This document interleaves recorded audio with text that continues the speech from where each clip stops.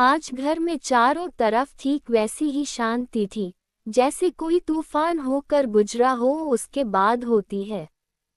तभी उस शांति को तोड़ते हुए सासू माँ मधु जी की आवाज आई। अरे बहू, पति ने थप्पड़ मार दिया तो इसमें इतना क्या बुरा मानना। बेचारा दिन भर बाहर काम करके थक हार कर घर में आता है, तुम्हारे नाजो नखरे उठाता है, तुम्हारा पेट पालता है। बदले में परेशान होकर उसने हाथ उठा दिया तो ऐसा क्या हो गया जो बात का बतंगड़ बना रही है। मधु जी जोर जोर से अपनी बहू को डांटते हुए बोली। अब भाभी आपका रोना धोना हो गया हो तो फटाफट से खाना लगा दो, यहाँ हम सबको भूख लग रही है। अगर खाना टाइम पर नहीं परोसा तो भैया दोबारा आपकी अच्छी खासी धुलाई कर देगा, फिर ना कहना कि हमने समझाया नहीं था। एक तो गलती आप करो और इल्जाम पति पर लगा दो। नंद देविका बीच में ही बोल पड़ी, लेकिन बहू दामिनी अपनी जगह से खड़ी नहीं हुई। उसके आंसू थे कि थमने का नाम ही नहीं ले रहे थे। उसे रोता हुआ देखकर मधु जी बोली, बहू, इतनी कोमल काया वाली बनने की जरूरत नहीं है। फटाफट उठो और खाना तैयार करो। खाना मैं और देविका खुद ही परोस लेंगे। कहती हुई मधु जी रसोई के बाहर निकल गई। अब उठ भी जाए, क्या नाटक लगा रखा है।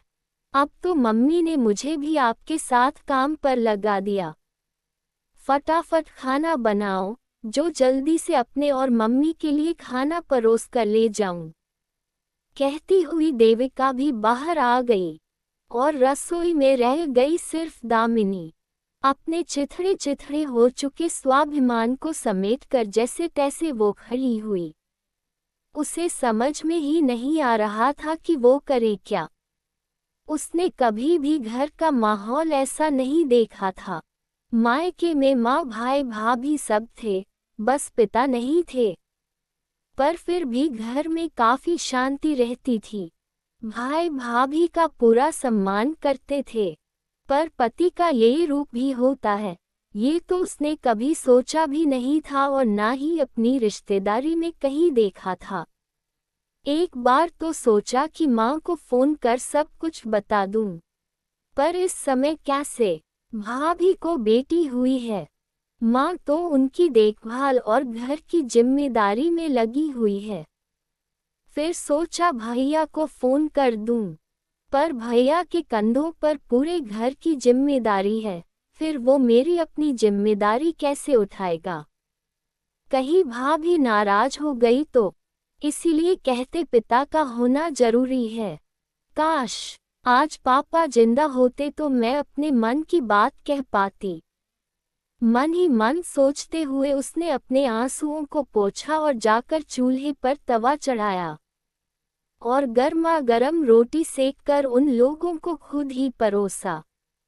क्योंकि मदद तो सिर्फ कहने के लिए है, असल में उसकी मदद के लिए कोई नहीं आता। सास और नंद ने जब खाना खा लिया, तब तक उसका पति तरुण भी आ गया। मधु जी ने इशारे से तरुण के लिए भी खाना लगाने को कहा तो दामिनी तरुण के लिए खाना परोसकर ले आई। तरुण ने अभी एक निवाला खाया ही था कि अचानक थाली को उठाकर उसने जोर से दरवाजे की तरफ फेंका और जोर से चिल्लाया, ये खाना बनाया है तूने? 1 महीना हो गया शादी को, लेकिन अभी तक खाना बनाना नहीं आया तुझे। नमक कितना कम डाला है सब्जी में? मुफ्त की रोटियां तोड़ने के लिए लाए हैं क्या तुझे, जो इन चीजों का भी ध्यान नहीं रहता तुझे। तरुण बहुत ही बदतमीजी से दामिनी से बात कर रहा था। ये देखकर दामिनी और ज्यादा सहम गई, लेकिन मधु और देविका में से किसी ने कुछ नहीं कहा। अब खड़ी खड़ी यहाँ मेरा मुंह क्या देख रही है? उठा ये सब और कुछ ढंग का बना कर ला मेरे लिए। दामिनी का उसी समय जोर जोर से रोना छूट गया। उसे रोता देखकर तरुण गुस्से में उसकी तरफ बढ़ा लेकिन तभी मधु जी बीच में आ गई और तरुण को रोकने की कोशिश करने लगी। वही देविका को दामिनी को अंदर ले जाने के लिए कहा। देविका दामिनी को उसके कमरे में लेकर चली गई। पीछे से मधु जी ने कहा, ये तू क्या कर रहा है? पागल हो गया है क्या? एक ही दिन में क्या अपने पति होने का सारा हक जता लेगा? इतना परेशान करेगा तो सब कुछ छोड़ छाड़ कर चली जाएगी। अरे कहीं नहीं जाने वाली माँ, बिन बाप की बेटी है। भाई भाभी कोई जिम्मेदारी नहीं लेते और माँ कुछ कर नहीं सकती क्योंकि वो तो खुद बेटे बहू की मोहताज है। इसे तो यही झेलना है पूरी जिंदगी। और फिर आप ही तो कहती हो उसे दबा कर रखा कर। पहले भी तो उस पर हाथ उठा चुका हूँ। वो तो ठीक है लेकिन भगवान के लिए घर का माहौल खराब मत कर। तुझे जो करना है अपने कमरे में कर। यहाँ सबके सामने उस पर हाथ उठाने की जरूरत नहीं है। तुझे कुछ और ही खाना है तो बाहर से मंगा ले या फिर बाहर जाकर किसी होटल रेस्टोरेंट में खाकर आ जा। आज के लिए इतना ही काफी है। इतने हाथ पैर मत चला। कहीं उसके हाथ पैर टूट गए तो सारा घर का काम हमें करना पड़ जाएगा और फिर उसकी सेवा कौन करेगा? चल जा यहाँ से। आखिर मधु जी के डांटने पर तरुण घर के बाहर निकल गया। इधर देविका दामिनी को उसके कमरे में छोड़कर मधु जी के पास आ गई।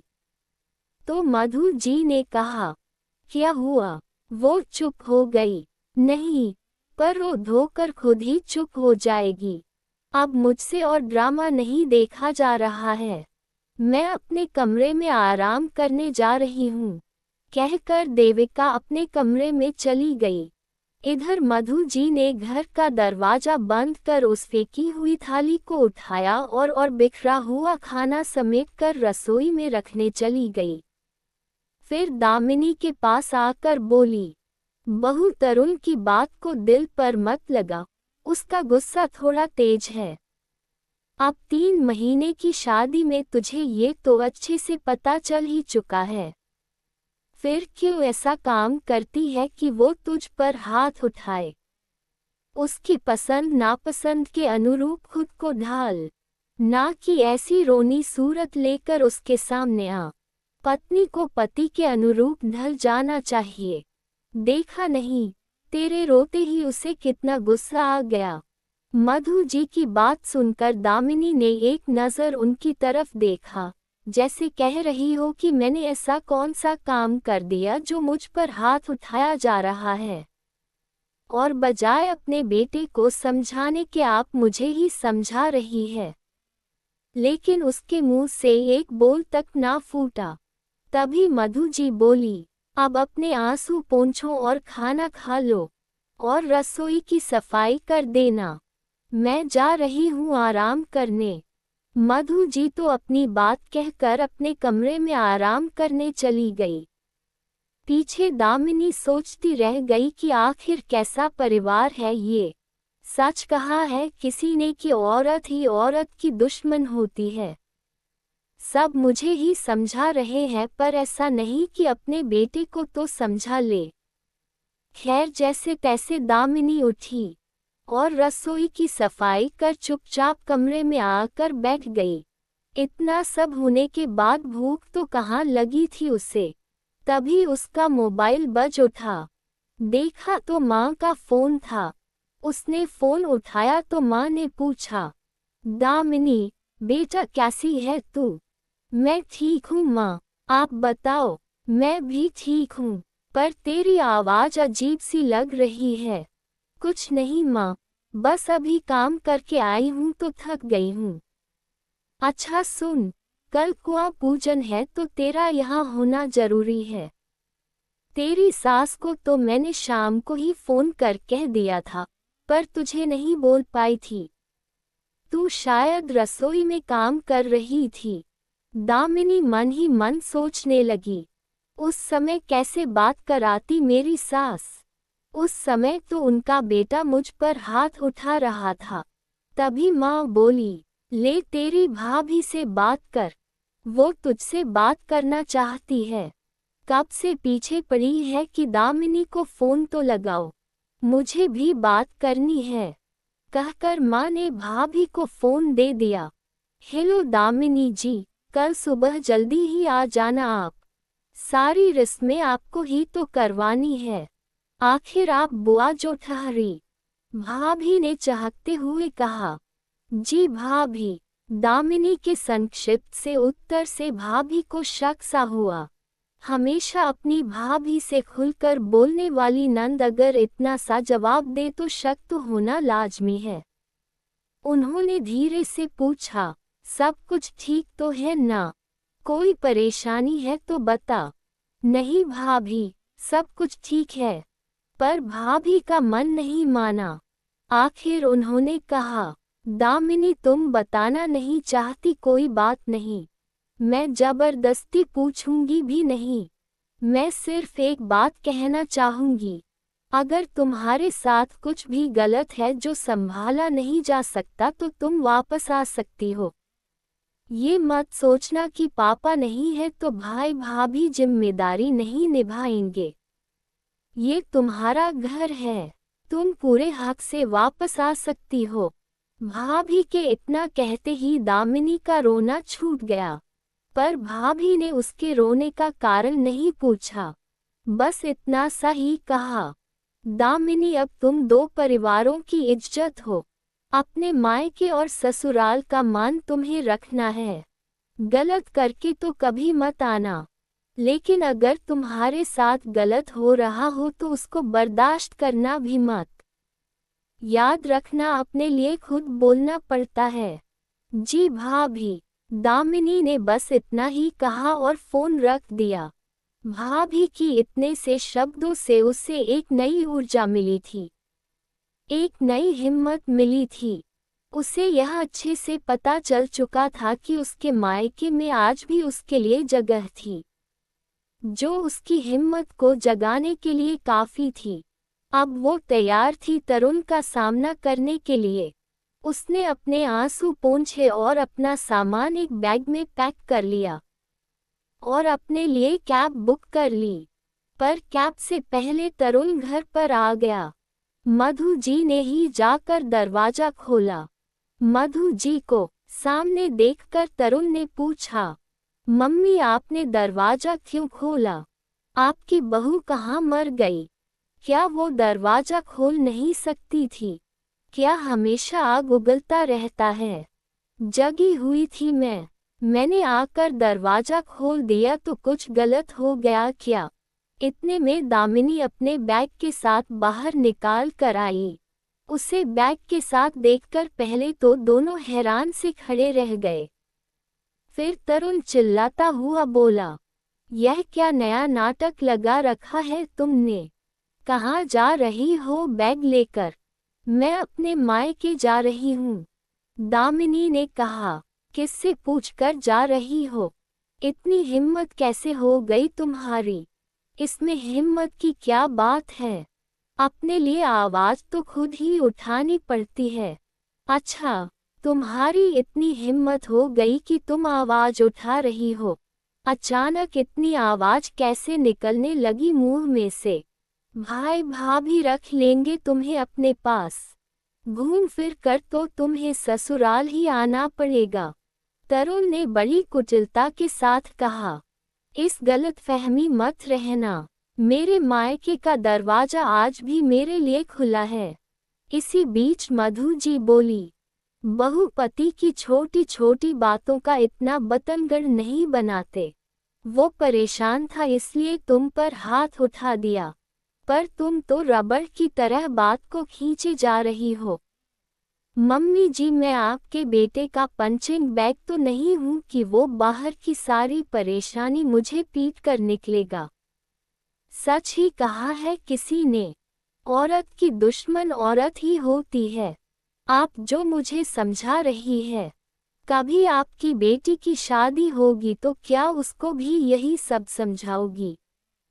तुम्हारी इतनी हिम्मत कि तुम मेरी मम्मी से इस तरह से बात करो। कहता हुआ तरुण दामिनी की तरफ बढ़ा, लेकिन इससे पहले तरुण कुछ कर पाता, दामिनी ने जोरदार थप्पड़ तरुण के गाल पर दे मारा। अचानक पड़े इस थप्पड़ से सब हैरान रह गए, लेकिन दामिनी ने बोलना जारी रखा, कमजोर नहीं हूं मैं, याद रखना। अब मुझ पर हाथ उठाया ना तो घरेलू हिंसा के मामले में जेल में पटक दूंगी। बहुत बर्दाश्त कर लिया मैंने, बस आज वो हद भी खत्म हो गई। नहीं रहना मुझे तुम लोगों के साथ, ये रिश्ता मैं यही खत्म करके जा रही हूँ, कहकर दामिनी घर के बाहर निकल गई। इतने में कैब भी आ गई तो वो अपने मायके रवाना हो गई। लेकिन मायके पहुंचने के पहले ही दामिनी ने तरुण के खिलाफ घरेलू हिंसा का केस कर दिया। घरेलू हिंसा के कारण तरुण को जेल हुई और उसके आधार पर ही दामिनी को तलाक आसानी से मिल गया। आज दामिनी अपने पैरों पर खड़ी है। भैया भाभी ने अच्छा सा रिश्ता देखकर उसका दूसरा विवाह करवा दिया, जहां वो खुश है और सम्मानपूर्वक अपनी जिंदगी की रही है। आज की कहानी आपको कैसी लगी कमेंट करके जरूर बताना और रुलाने वाली love story emotional story in Hindi की दूसरा भाग को पढ़ने के लिए सब्सक्राइब बटन को जरूर क्लिक करें।